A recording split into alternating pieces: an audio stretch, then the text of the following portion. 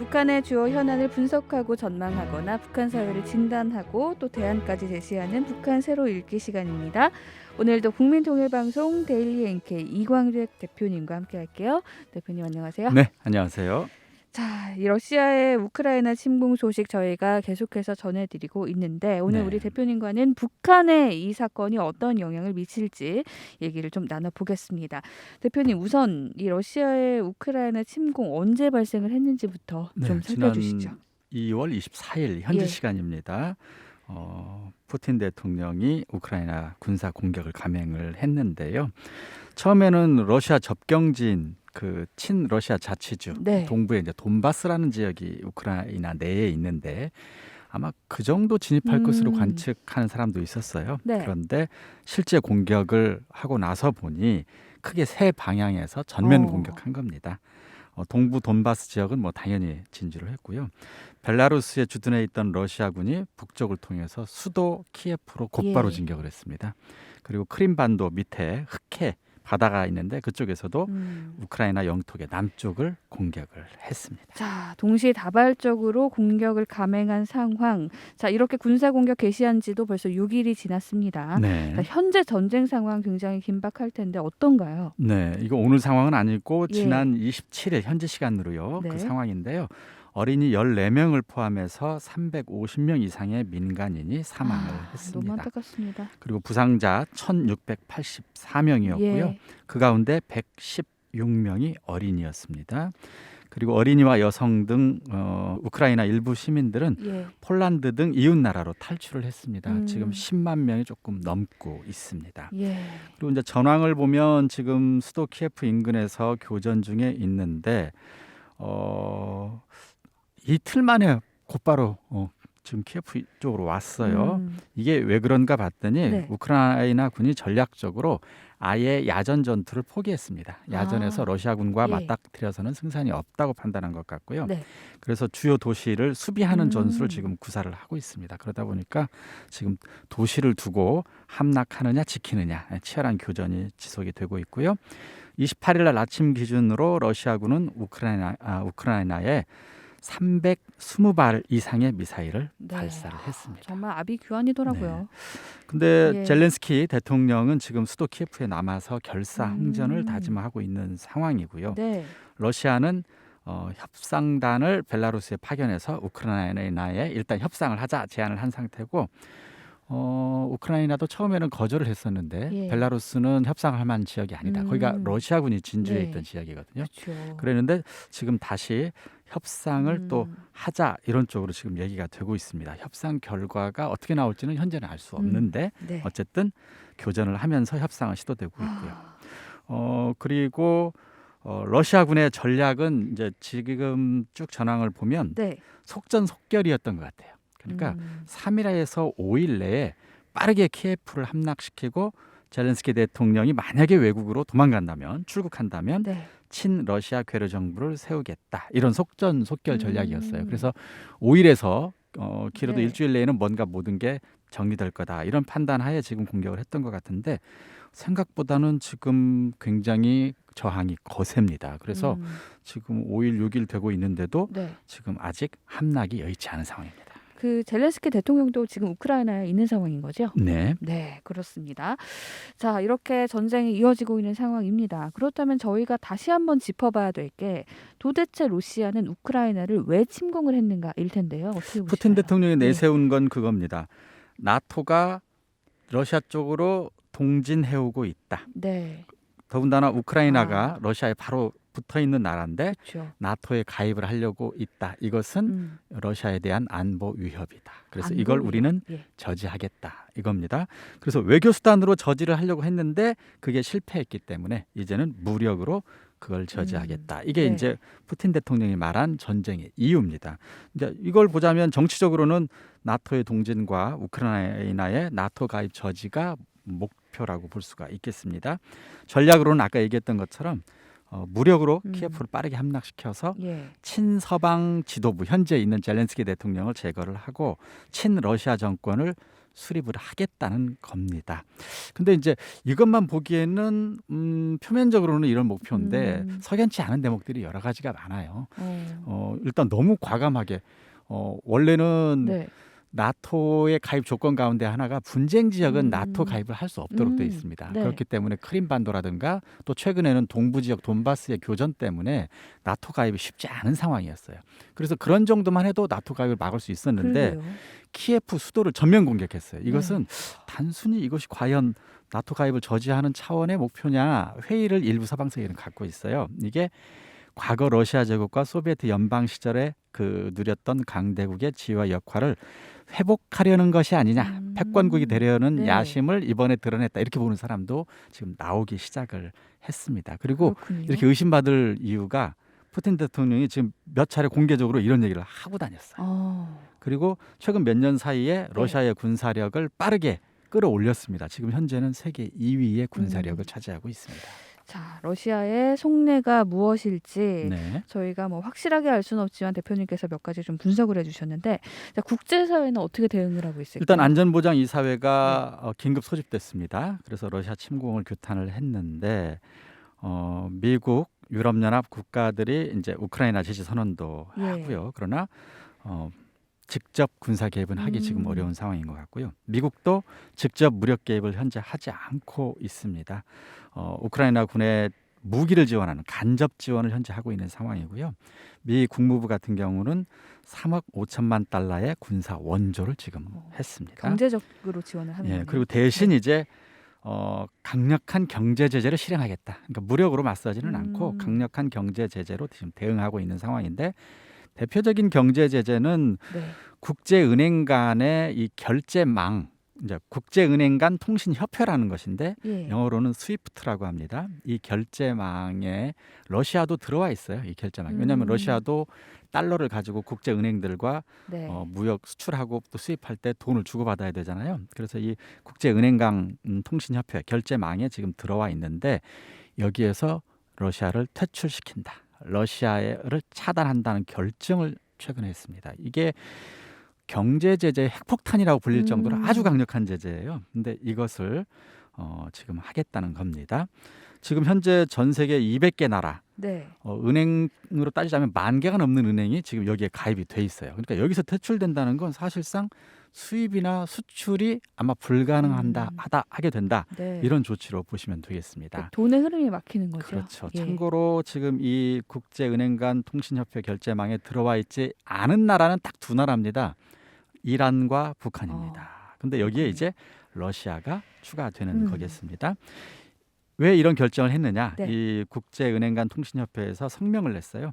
러시아의 전쟁은 2차 세계대전 이후에 이어진 국제 규범과 규칙에 대한 공격이다. 우리는 이것을 수호하기 위해서 최선을 다하고 있고 러시아의 책임을 묻고 이 전쟁이 푸틴 대통령의 전략적 실패임을 확인할 것이다. 그래서 이런 제재를 내린다. 이렇게 성명을 발표했습니다. 네, 어쨌든 국제사회도 이 분쟁과 전쟁을 빨리 끝내기 위해서 경제 제재에 돌입한 상황입니다. 그런데 이란과 북한이 스위프트 전산망에서 제외됐다고 말씀을 해주셨는데, 그렇죠. 이번에는 러시아가 추가된 거고 그 이전에는 딱 두 나라 있었죠. 이란과 북한이었는데요. 딱 하나뿐입니다. 핵 개발 때문에 이란과 북한은 핵 개발을 한다는 이유로 국제사회에서 이 국제 결제 전산망에서 지금 제외가 됐었습니다. 자, 그런데 궁금해지는 것이요. 국제사회가 군사적 대응을 할 수도 있을 텐데 왜 안 할까요? 일단 유엔의 경우에는 안전보장 이사회가 결정을 해야 군사 개입이 가능한데 러시아가 안전보장 상임이사국이에요. 거부권이 있죠. 그러니까 당연히 러시아가 이걸 거부하겠죠. 그래서 유엔 안전보장 이사회 차원에서는 개입이 어렵습니다. 그러면 유럽에 나토가 있을 수 있습니다. 유럽 같은 경우. 그런데 우크라이나가 나토의 회원국이 아니에요. 그래서 나토 규정에 따라서 회원국이 아닌 나라의 군사 문제에 직접 개입하기는 쉽지 않은 상황입니다.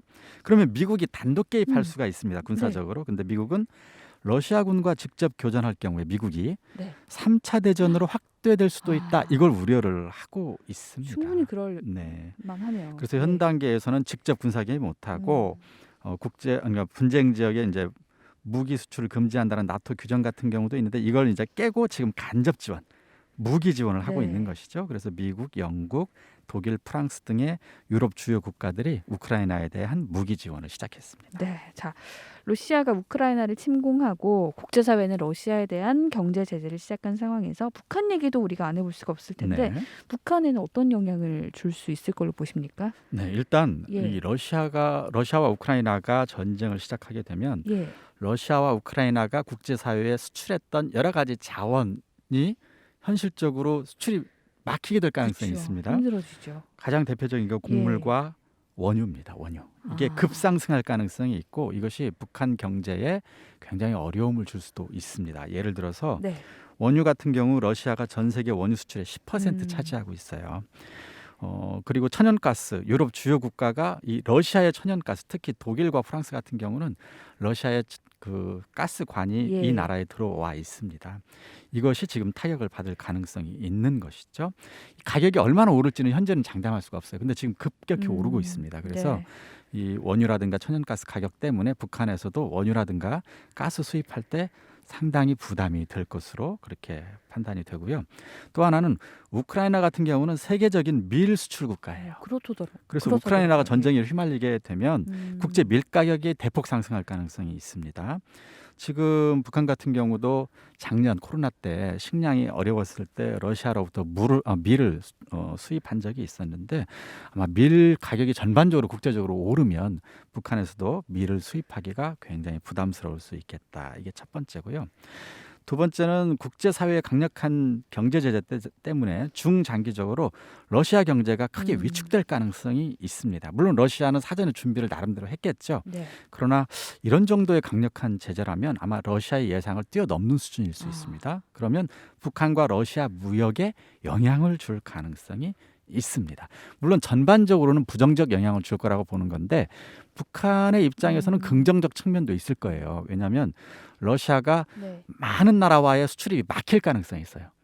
근데 그런 수출입이 막힌 조건에서 북한이 좀 적극적으로 러시아와 무역을 재개한다면 오히려 북한에게는 뜻하지 않은 이득을 얻을 수 있는 그런 가능성도 있습니다. 네. 다만 달러 결제는 안 될 겁니다. 그렇다고 가치가 폭락하고 있는 루블화 결제도 북한에는 아무런 의미가 없겠죠. 주로 이제 물물 교환 형태의 무역이 되겠지만 어쨌든 잘 러시아에게 필요한 물품들을 잘 준비한다면 물물 교환으로 단기에 무역 어떤 흑자를 볼 수 있는 가능성은 있다고 봅니다.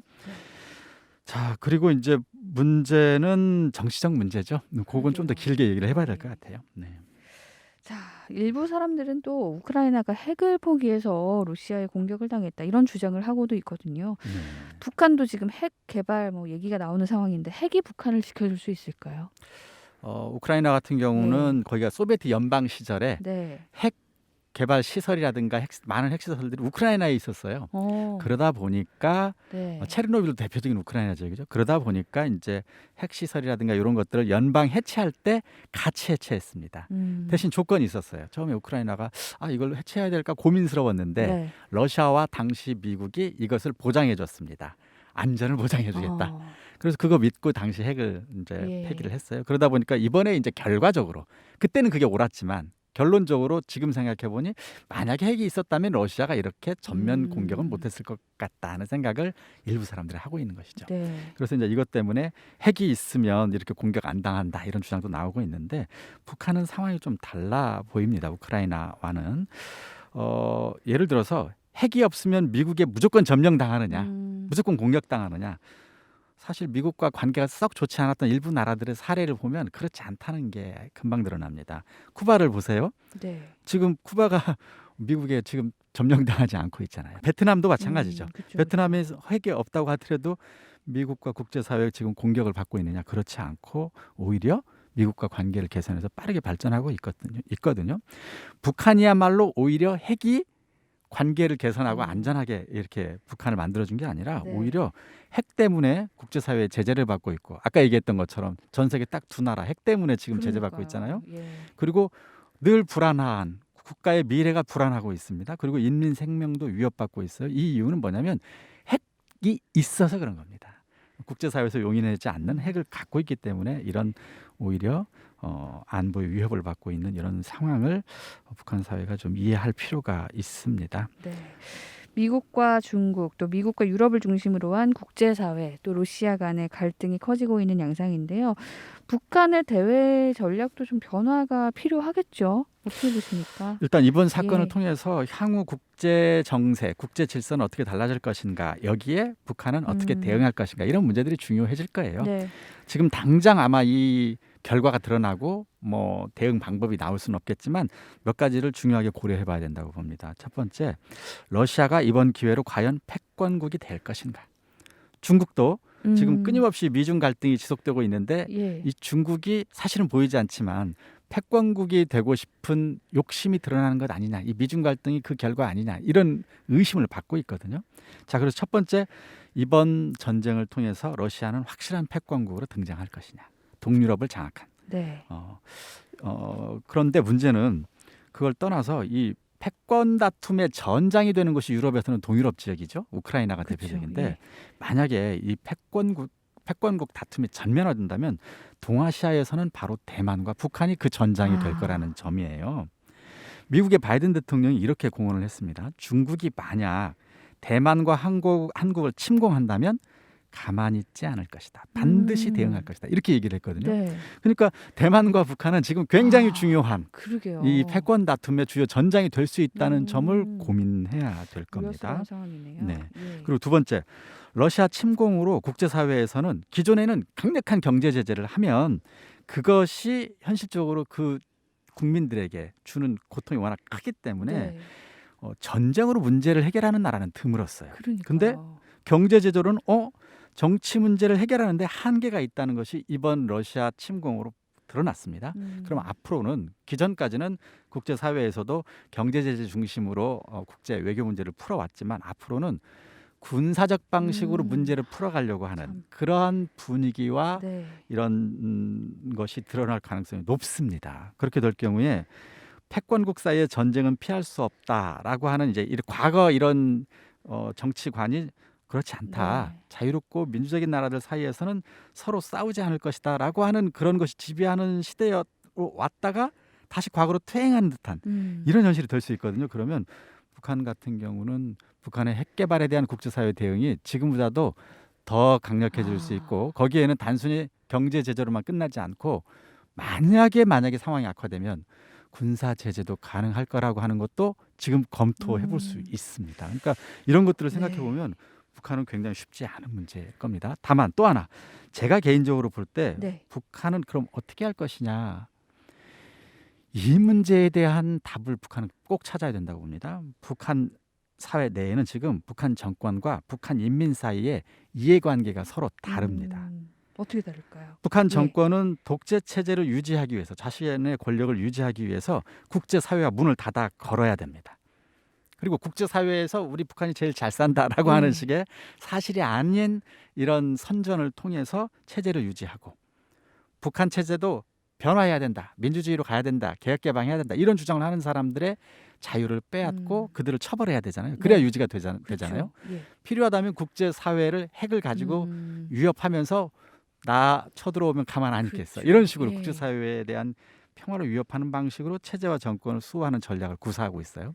근데 인민들은 그게 중요하지 않아요. 인민들은 맞습니다.